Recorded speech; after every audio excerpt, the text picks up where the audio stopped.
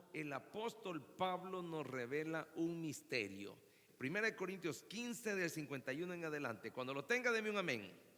Bien, dice así: he aquí os digo un misterio, no todos dormiremos, pero todos seremos transformados. En un momento, en un abrir y cerrar de ojos, a la final trompeta, porque se tocará la trompeta, iglesia. Y los muertos serán resucitados incorruptibles y nosotros seremos transformados. Porque es necesario que esto corruptible se vista de incorrupción y esto mortal se vista de inmortalidad. Y cuando esto corruptible se haya vestido de incorrupción y esto mortal se haya vestido de inmortalidad, entonces se cumplirá la palabra que está escrita: sórbida es la muerte en victoria. ¿Dónde está, oh muerte, tu aguijón? ¿Dónde, oh sepulcro, tu victoria? Ya que el aguijón de la muerte es el pecado y el poder del pecado la ley. Mas gracias sean dadas a Dios, que nos da la victoria por medio de nuestro Señor Jesucristo. Así que, hermanos míos amados, estad firmes y constantes, firmes y constantes, firmes y constantes, creciendo en la obra del Señor siempre, sabiendo que vuestro trabajo en el Señor no es en vano. Dios bendiga su palabra, hermanos. Bueno, es glorioso el evento que estamos celebrando hoy. Hoy estamos celebrando la resurrección de nuestro Señor Jesucristo. Pero no solamente es glorioso porque estamos celebrando que Él resucitó, sino que también a través de su resurrección nosotros tenemos la garantía. Diga conmigo: tengo la garantía. Diga conmigo: tengo la confianza. Diga conmigo si lo cree, hermano: tengo la fe que a través de la resurrección de Cristo vamos a resucitar nosotros también. Entonces, es verdad, la resurrección es un misterio hasta que Cristo lo reveló. Pero después de lo que hemos leído, ya ninguno de nosotros, nadie de los que estamos aquí, va a poder decir que para él o para ella es un misterio. Ya esto fue revelado para nosotros. Y nosotros ya no podemos ir por la calle diciendo: esto es un misterio, esto es un misterio. Era un misterio hasta que nos lo revelaron. La resurrección es un misterio. ¿Por qué razón? Porque hay personas que no creen. Miren, hermanos, ahorita estamos enfrentando, yo diría, uno de los tiempos donde existe mayor escepticismo. Mire, a mí me espanta el escepticismo que hay. A mí me espanta la incredulidad que hay entre personas que aún enseñan la Biblia. Yo estaba haciendo cuentas hoy en mi oficina y dije: bueno, realmente yo, ¿cuántos años he estudiado? Y yo he estudiado un promedio de 18 a 20 años la Biblia. He estado en institutos. Por ejemplo, yo estuve asistiendo y fui estudiante de uno de los seminarios más famosos de Centroamérica, el CETECA en Guatemala. Luego estuve yendo a institutos locales ahí en mi país, donde se enseñaba teología. Luego aquí en California estuve en el Golden Gate por 5 años. Luego estuve por 4 años sacando mi bachelor con la Facultad de Teología Internacional. Y ahora llevo ya un promedio de 4 años cursando mi maestría en divinidades. Y solo me faltan ya 5 materias, gracias a Dios, para graduar mi maestría. Entonces yo calculo que entre todo lo que he estudiado un promedio de 18 años. Y he visto algo bien triste, que muchas veces lo que aprendemos nosotros en la universidad o en el seminario, lejos de fortalecer la fe de los cristianos, la debilita más. Una vez yo estuve conversando con algunos maestros de la universidad y pude llegar al consenso, según yo, a hacer una estadística más o menos, que de cada 10 maestros que enseñan sus diferentes materias en la universidad, 9 no se congregan. Muchos de los maestros nuestros en la universidad no se congregan, son escépticos ya. Creen que no pueden aprender nada ya más del evangelio. Creen que no pueden aprender nada ya de un predicador. Creen que no tienen nada más que escudriñar en las escrituras. Creen que lo saben todo. A eso se le llama escepticismo. El hecho de que hay oportunidad de aprender más, pero ellos creen que ya no hay nada más que aprender, que ellos lo saben todo. Tenga cuidado, hermano. Mire, Nosotros tenemos que entender de que el asunto que tiene que ver con Dios y su palabra es un asunto de fe. Es un asunto de fe, hermano. Y uno puede estudiar muchas cosas. Yo he estudiado materias como la historia de la iglesia antigua, la iglesia de hoy, por ejemplo. He leído libros, he escuchado maestros en inglés, en español, en el idioma que usted quiera. Y todos prácticamente creen tener la razón y la última palabra y poseen la última verdad de lo que ellos están diciendo. Y yo quiero decirle, hermano, que la única verdad y la verdadera verdad, aunque se oiga redundante, la verdadera verdad está fundada y está radicada y radica única y solamente en Jesucristo, hermano. Muchas veces nosotros creemos que ya no podemos aprender nada más. Pues ahora es un tiempo de aprender. El apóstol Pablo dice bien claramente: hey, no se trata de que llenes tu mente con una serie de términos académicos o con un montón de cosas que tú lees en algún libro. No se trata de que tú llenes tu alma y tu corazón de información solamente. Porque si la información que usted encuentra en la Biblia no cambia su vicio, no cambia su alcoholismo, no cambia su deseo de practicar el pecado y practicar el mal, esa palabra, si no cambia nuestra vieja manera de vivir, déjeme decirle que es única y solamente pura información. La palabra de Dios, cuando llega verdaderamente, fíjese la palabra que uso, verdaderamente al corazón de una persona, la palabra de Dios cambia. La palabra de Dios transforma, la palabra de Dios enriquece, si no de manera material, sí de manera espiritual. La palabra de Dios trae paz, la palabra de Dios trae gozo, la palabra de Dios trae confianza. Deme un amén, iglesia. Y no podemos seguir diciendo nosotros que para nosotros esto es un misterio. Estar considerando que esto es un misterio y lo volvemos a predicar otra vez lo mismo y misterio. No, hermano, ya para usted fue revelado. Y si esto fue revelado a usted, usted tiene que aprovechar. Es como cuando nos dan buenas noticias, cuando nos dicen de qué manera podemos conseguir un beneficio. Nosotros vamos, preguntamos cómo conseguimos ese beneficio y luego nos apoderamos de ese beneficio y lo ponemos en práctica, lo empezamos a usar. Entonces lo mismo es la palabra de Dios. Y por eso la resurrección era un misterio, mas ahora a nosotros, a la iglesia, ha sido revelada. Y por muy escéptico que este mundo sea, ese mundo necesita que el que cree, ¿cuántos de los que están aquí creen? Pues necesita este mundo saber de usted que este es un misterio revelado.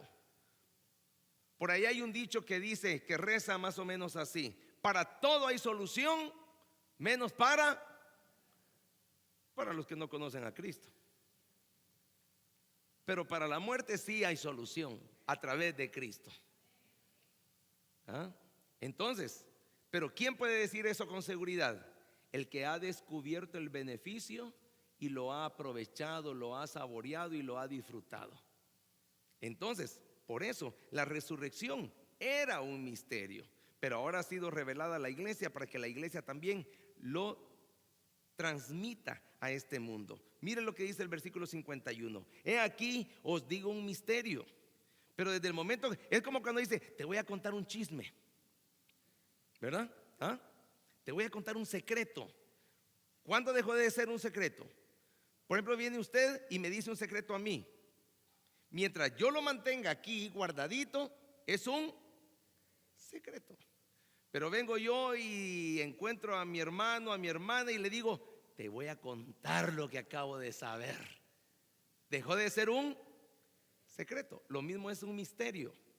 Dejó de ser un misterio porque ya fue revelado. Y dice el apóstol, he aquí os digo un misterio: no todos dormiremos.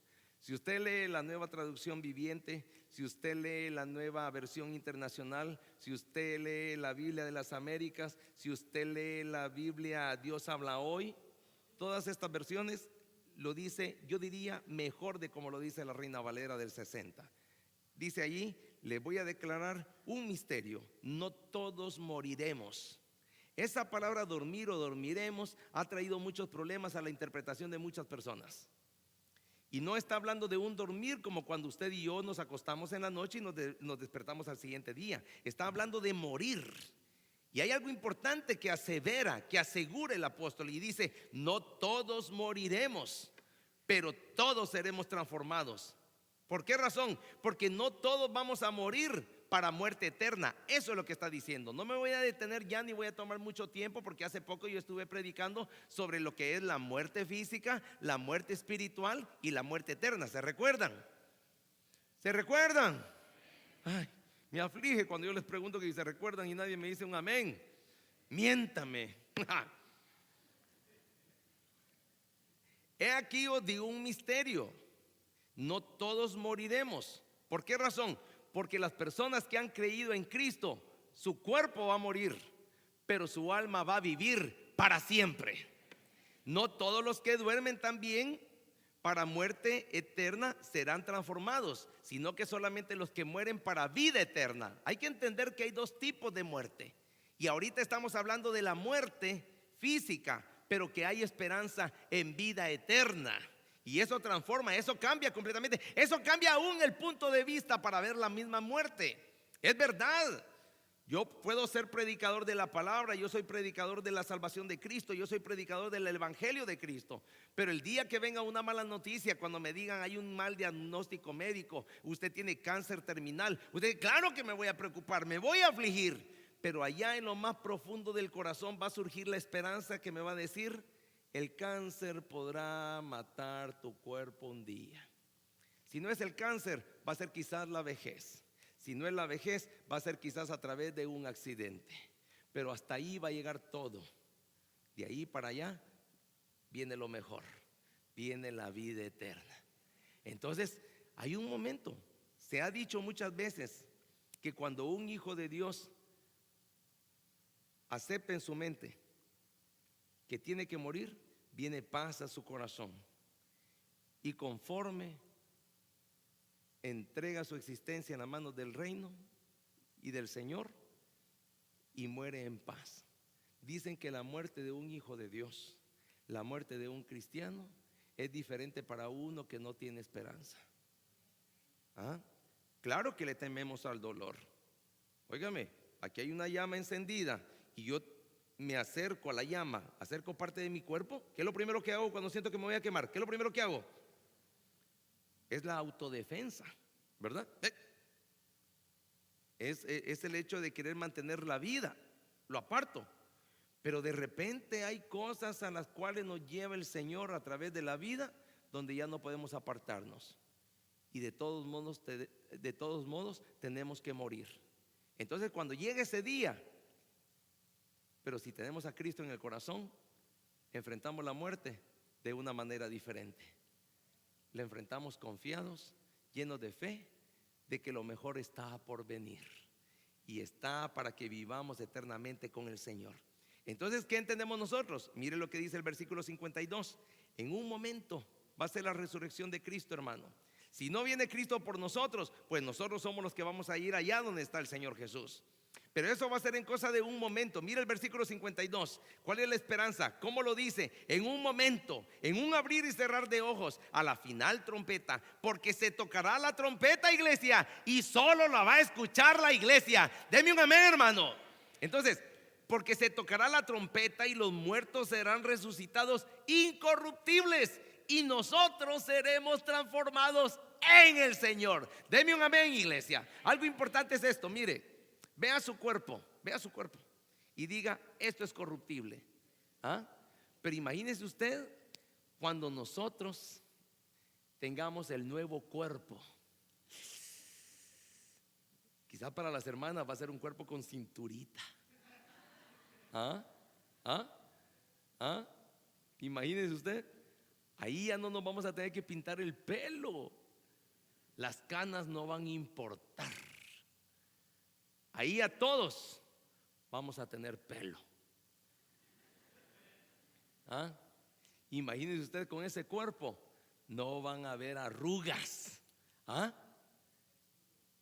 Vamos a estar chulos, sí. Imagínese usted, mi Juanete, bye bye Juanete. Imagínese usted las personas que están padeciendo hoy de algún cáncer o una enfermedad terminal. Pero cuando venga ese día glorioso, donde el alma resucite y el cuerpo sea transformado, adiós cáncer, adiós diabetes, adiós hipertensión, adiós colesterol alto, adiós obesidad, adiós reumatismo, adiós artritis, adiós raquitismo, adiós a cualquier enfermedad. Porque vamos a ser renovados, no por la mano del hombre, no vamos a ser renovados por un papá o una mamá como cuando nacimos, sino que vamos a ser renovados por el Dios Todopoderoso, aquel Dios que todo lo puede. Si de la nada hizo el universo, pues de la nada nos va a dar un cuerpo nuevo, un cuerpo glorificado, un cuerpo transformado. Dice amén, hermano. Imagínese usted qué rico eso. ¿Ah? Gloria a Dios, ¿verdad? Entonces dan ganas de morirse ya, ¿verdad? Amén, bien. Entonces, los que serán transformados se vestirán de incorrupción. Mira el versículo 53. Este cuerpo que tanto me empuja a la maldad, este cuerpo que tanto me empuja al pecado, mire lo que dice ahí: porque es necesario que esto corruptible, o sea, mi cuerpo, se vista de incorrupción, y esto mortal se vista de inmortalidad, porque vamos a ser eternos para la gloria de Dios, hermano.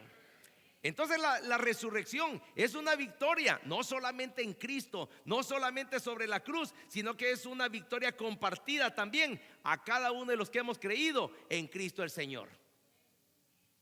Si usted y yo hemos creído en Cristo, esa victoria sobre la cruz, esa victoria sobre la muerte, esa victoria sobre Satanás, esa victoria sobre el infierno, esa victoria sobre la tumba, es una victoria que el Señor no solamente se la guardó para Él, sino que la comparte a todos aquellos que hemos creído en Cristo como nuestro Salvador personal. Miren lo que dice el versículo 54. Y cuando esto corruptible, insiste el apóstol. ¿Por qué insiste el apóstol, hermano? Porque él sabe que muchas veces nosotros vamos a ser asaltados por el desánimo, por la desesperanza. Y es necesario que usted se recuerde a sí mismo constantemente que usted ha sido llamado para vida eterna. Eso nos tiene que traer ánimo, eso nos tiene que traer paz, eso nos tiene que traer confianza, eso nos tiene que traer ganas de vivir esta vida, no como el mundo la vive, sino que vivirla como Cristo lo exige. Así tenemos que vivir, animados, con esperanza. Y cuando esto corruptible, dice el versículo 54, se haya vestido de incorrupción, y esto mortal se haya vestido de inmortalidad, entonces se cumplirá la palabra que está escrita: devorada. La palabra que usted lee ahí, sórbida, quiere decir devorada. Es la muerte en la victoria de Cristo Jesús. Como que si el Señor nos dijera: hijo, te heredo esta palabra para que no le tengas miedo a la muerte. A través de la fe que ahora tienes en mí, no tienes que temerle a la muerte. La muerte no tiene por qué espantarte. Es más, ríete de la muerte, porque yo te he dado vida y vida eterna. Entonces, la resurrección es una victoria sobre la muerte. Es cierto, mira el versículo 55, la primera parte. Esto lo dice como de manera sarcástica, de manera burlona, Dios hablando con la muerte, y le dice: ¿dónde está? ¿Dónde está? ¿Dónde está, oh muerte? Le dice: tu aguijón, ese aguijón con el que espantas a la gente, ese aguijón con el que asustas a la gente, ¿dónde está, oh muerte? Le dice. ¿Creíste que una cruz me iba a detener? ¿Creíste que mis enemigos me iban a poseer?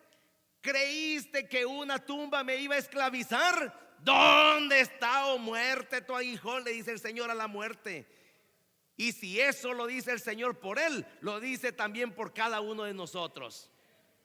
La muerte es nada más un medio para que nosotros nos burlemos de ella, hermanos. Nosotros, los hijos de Dios, ¿cuántos hijos de Dios hay aquí? Hemos burlado la muerte. ¿Qué hubo? Dígame usted si esa no es una buena noticia.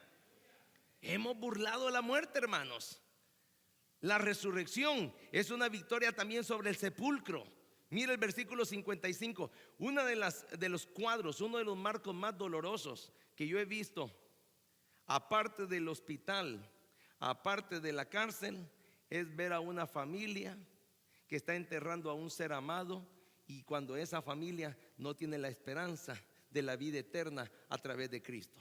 Eso es bien doloroso, hermanos.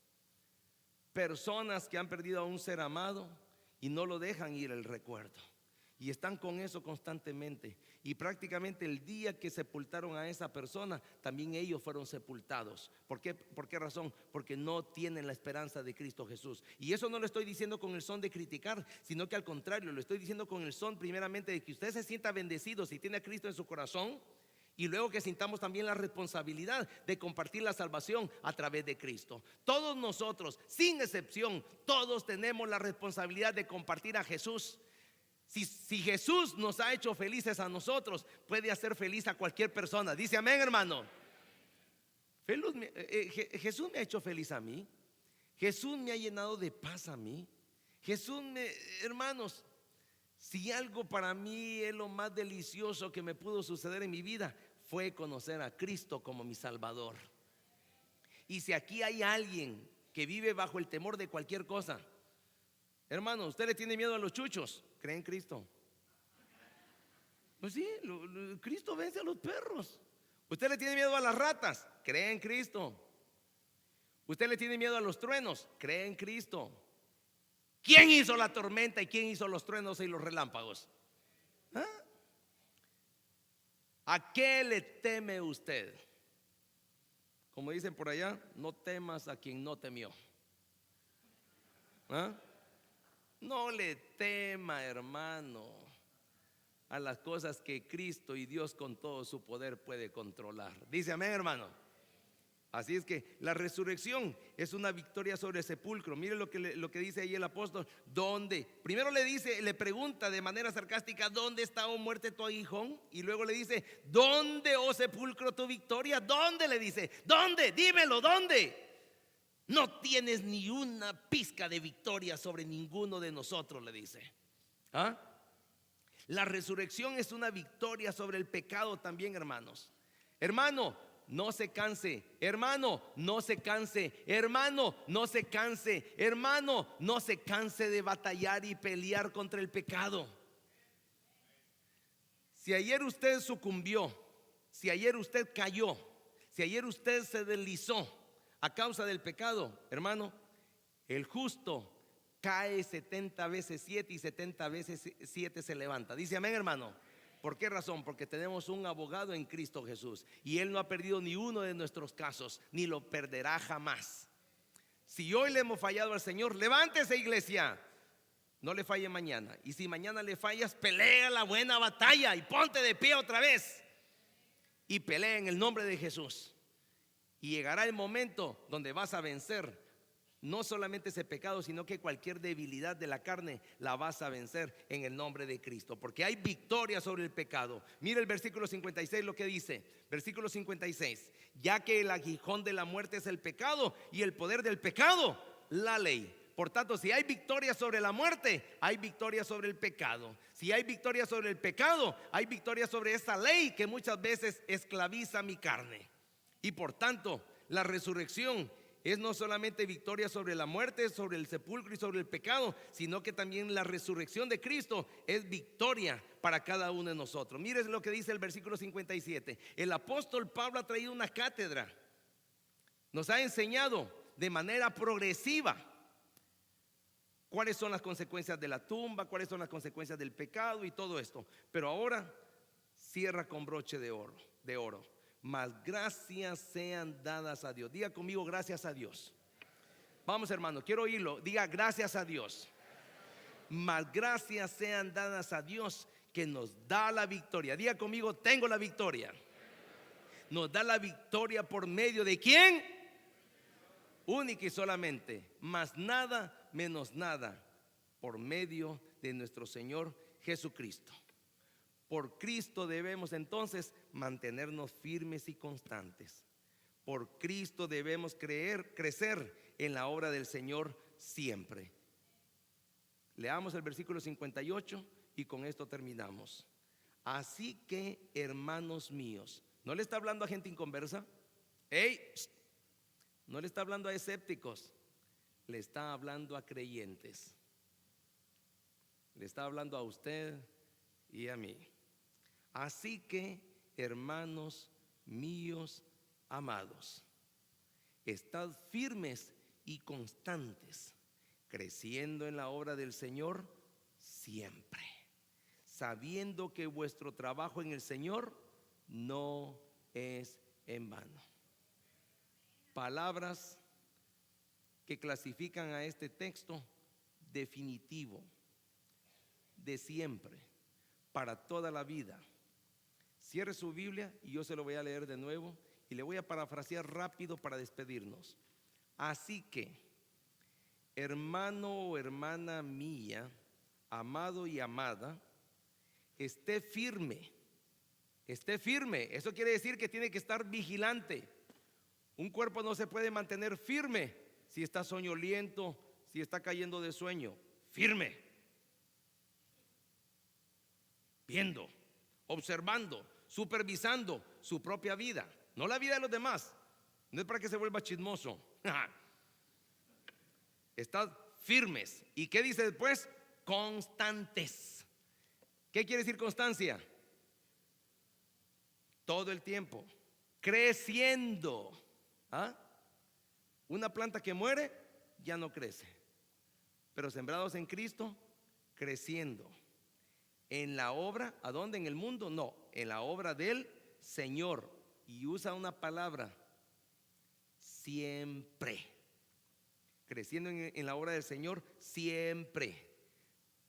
Y sabe esto, tienes que saber esto, que vuestro trabajo, que tu trabajo en el Señor, si es que tienes trabajo en el Señor, y si no lo tienes, consíguelo, busca un ministerio, sabiendo que vuestro trabajo en el Señor no es en vano, porque un día nos va a pagar con un gran salario. ¿Cómo se llama ese salario? Resurrección y vida eterna. Vamos a orar, Padre.